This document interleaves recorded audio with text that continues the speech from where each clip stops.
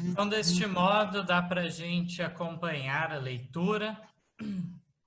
E para o assunto não ficar nenhuma margem de dúvida, como a essa afirmação que somos amados por Deus, mesmo quando erramos, seja algo que venha nos trazer o interesse em permanecer no pecado e não lutar contra as tentações de Satanás e o nosso próprio eu, temos essa introdução com esses 3 trechos de Ellen White para deixarmos bem claro que o objetivo aqui não é dar margem para o pecado.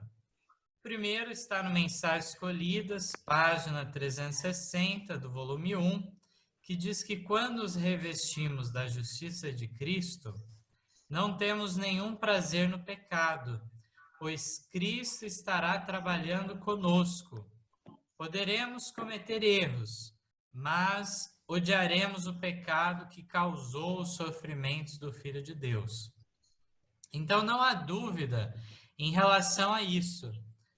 Odiaremos o pecado que causou a própria morte do Deus encarnado. Poderemos cometer erros, mas não será algo deliberado de nossa parte. É justamente o que o grande conflito, página 472, comenta. O cometer o pecado conhecido faz silenciar a voz testemunhadora do Espírito e separa a alma de Deus. Então, pecado conhecido separa-nos de Deus de fato. Testemunho para Ministros 440 também diz que o homem é pesado na balança e achado em falta quando está vivendo na prática de qualquer pecado conhecido.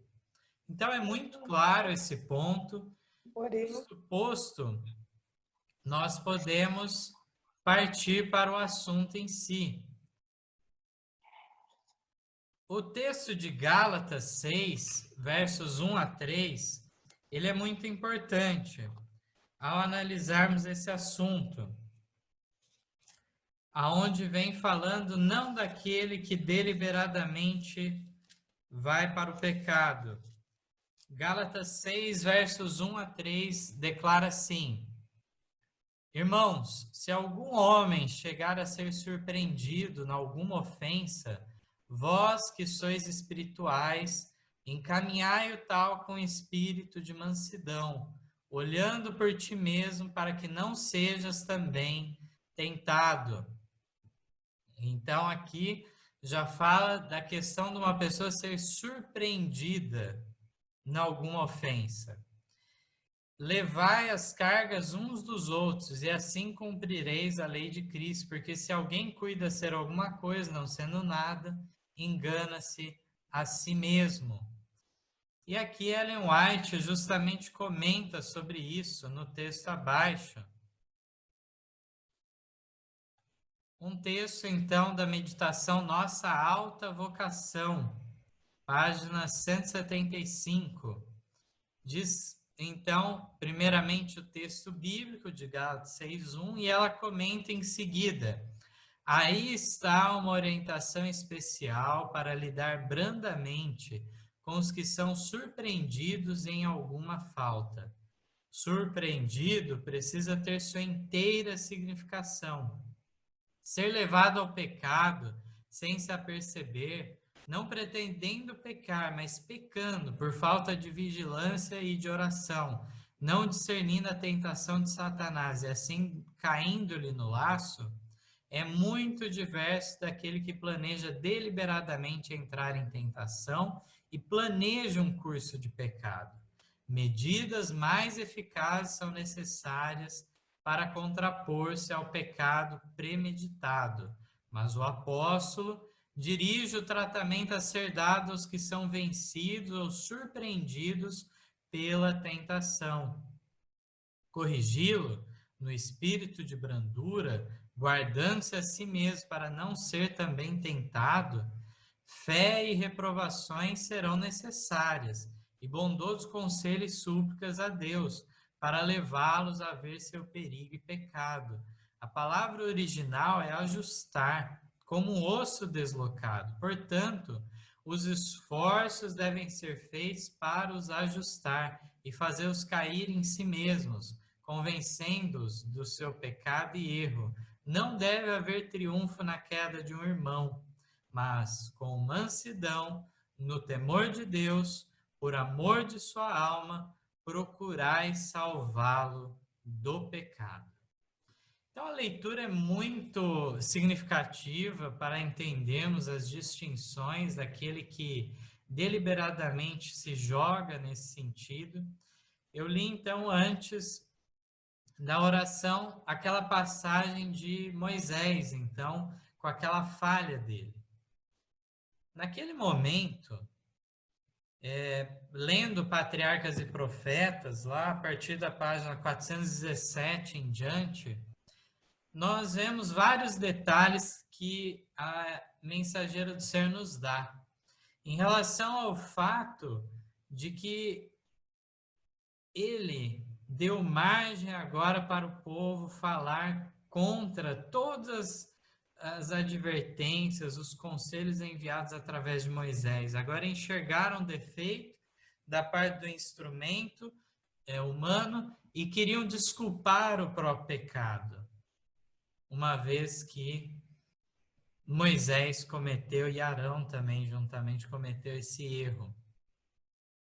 Mas Ellen White deixa muito claro, lá na leitura que nós fazemos do Patriarcas e Profetas, na 419, ela comenta que, no entanto, não foi atribuído a Moisés e Arão pecado voluntário nem premeditado, mas eles foram vencidos por uma tentação súbita. E aqui nós vemos uma pessoa, então, que não deixa de ser pecado, ser surpreendido em algo, ser levado pela armadilha de Satanás. Mas essa pessoa, então, não pretendeu pecar, mas a falta de vigilância e de oração levou, então, essa pessoa a cair no erro. No entanto, aqui é distinguida até a própria postura que a igreja, os irmãos, devem ter, que uma vez que medidas mais eficazes são necessárias para contrapor-se ao pecado premeditado. Agora, aqueles que foram vencidos, surpreendidos pela tentação, deve haver um espírito de brandura e nos colocarmos no lugar da pessoa. Será necessário, sim, advertências, mas é bem diferente da atitude, por exemplo, do herege, onde Paulo, por exemplo, fala de adverti-lo uma e outra vez e depois disso deixá-lo. Lembrando que o texto falou de não haver triunfo na queda de um irmão, mas sim, diz então, de com mansidão e no temor de Deus encaminhar essa pessoa. Então, esse texto agora que nós temos, um texto que já apareceu em algumas lições e que colocam as coisas sob perspectiva, digamos assim, ao enxergarmos os nossos próprios erros, as nossas próprias faltas. Aqui diz assim: precisamos desviar os olhos do que é desagradável para Jesus. Cumpre-nos amá-lo mais, obter mais de sua atraente beleza e graça de caráter, e deixar de olhar aos erros e falhas dos outros.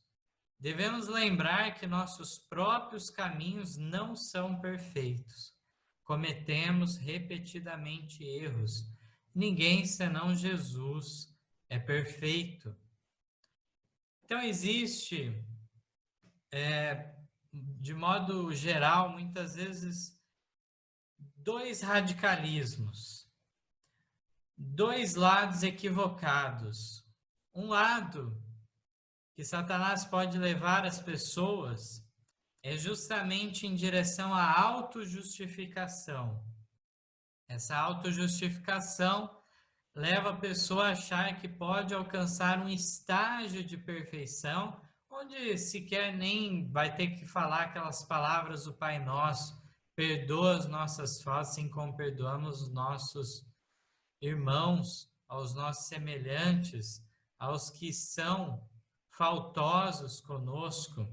A palavra devedores na oração do Senhor não deve ser entendida de maneira limitada, como fosse algo relacionado a algo financeiro, mas, de fato, as faltas uns com os outros.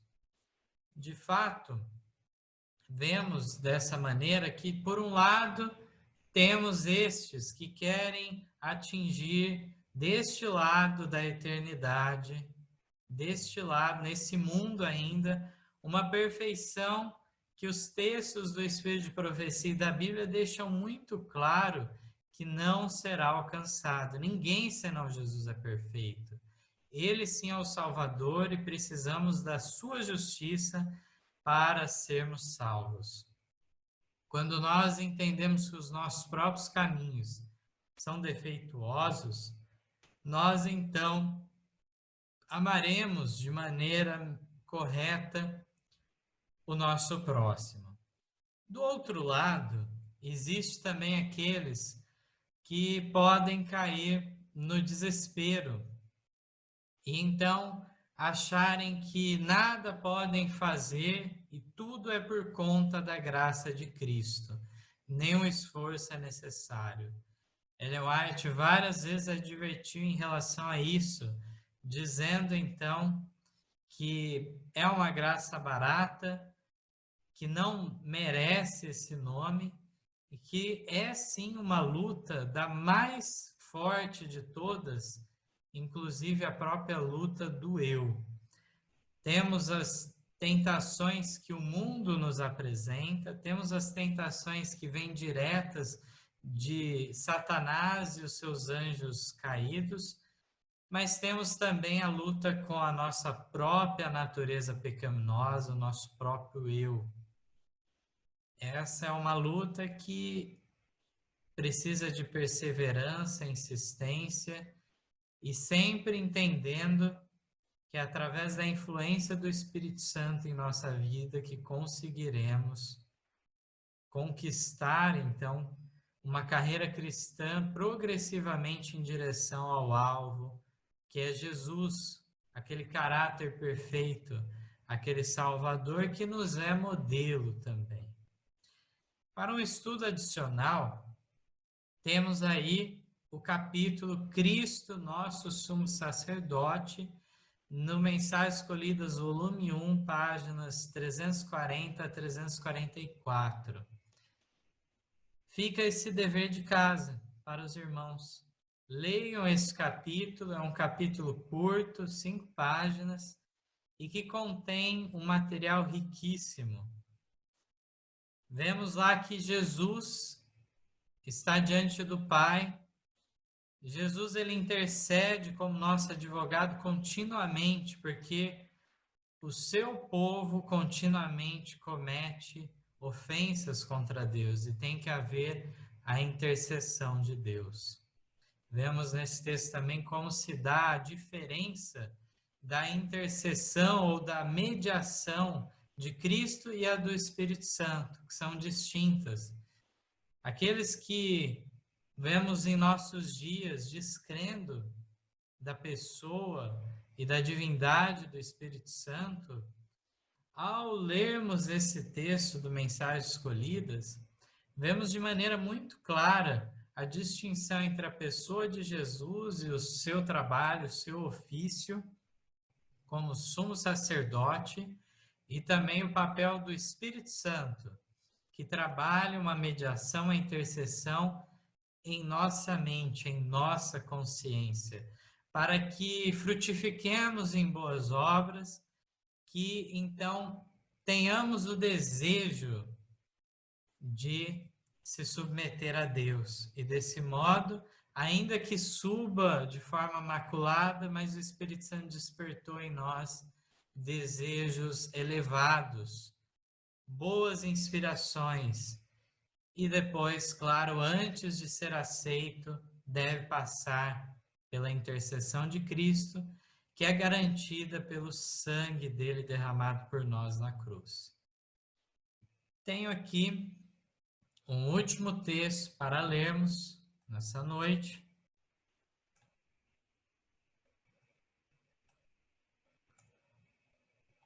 Esse texto está na meditação Este Dia com Deus, página 134.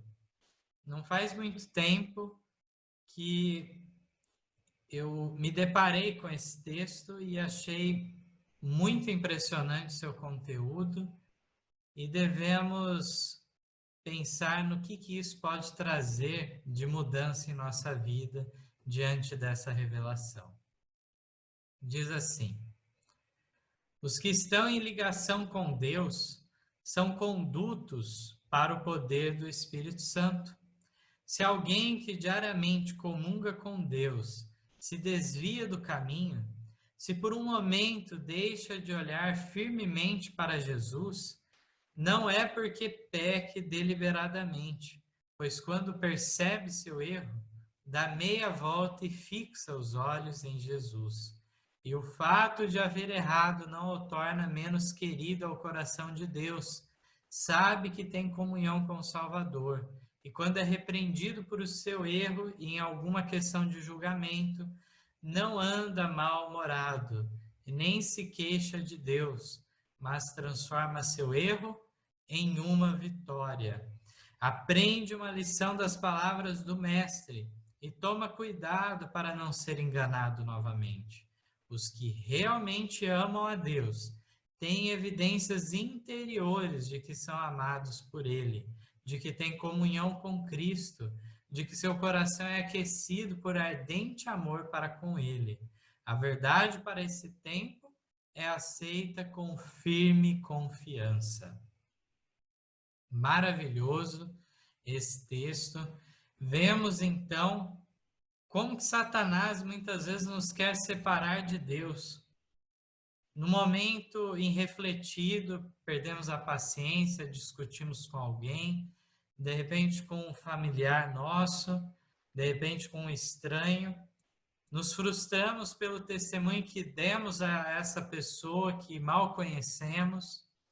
Seja qual for a situação, Satanás estará pronto para apresentar ideias de que, por conta disso, já foi rompido o nosso laço com Deus. Será que é assim? Aqui diz, então, que se por um momento deixamos de olhar para Jesus firmemente, não porque buscamos pecar deliberadamente. Aqui está falando de uma pessoa que diariamente comunga com Deus. Nessa condição, quando ele percebe o seu erro, rapidamente isso deve ocorrer. Ele dá meia volta e fixa de novo os olhos em Jesus.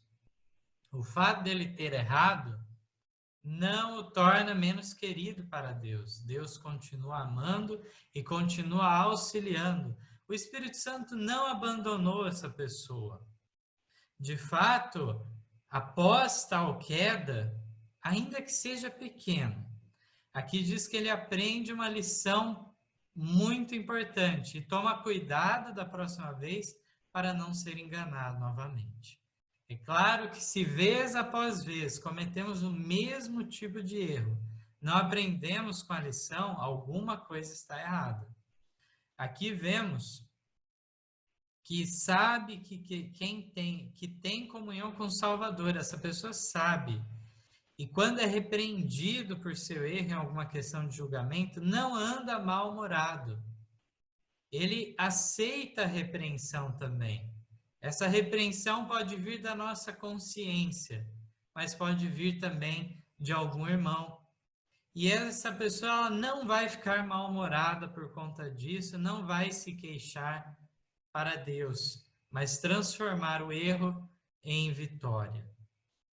Então vemos que não devemos desconfiar a todo tempo do favor de Deus para conosco. Devemos reconhecer as evidências interiores que o Espírito Santo nos concede de que somos aceitos, amados por Deus. E aí vemos que o nosso coração então será aquecido. A verdade para esse tempo, Ellen White conclui, é aceita com firme confiança, sem dúvida. Essa pessoa, então, está em condição de avançar progressivamente na santificação, a santificação que durará a vida toda, um processo que não termina, a não ser com a volta de Cristo em glória. Momento este em que esse nosso corpo, essa nossa mente, ela será transformada de maneira perfeita, sem pecado, sem nenhum embaraço das consequências do pecado sobre nós. Possamos, diante das leituras que fizemos essa noite, aprendermos a confiar mais em Deus, manter essa ligação com Deus e, de fato, em meio às faltas e erros que são comuns para o cristão, mesmo para aquele que diariamente comunga com Deus, devemos então rapidamente se colocar em linha, de um salto, se colocar em conformidade com o padrão de Deus. Esse é o meu desejo de oração, e que a cada dia o nosso desejo seja fazer a vontade de Deus por amor. Amém.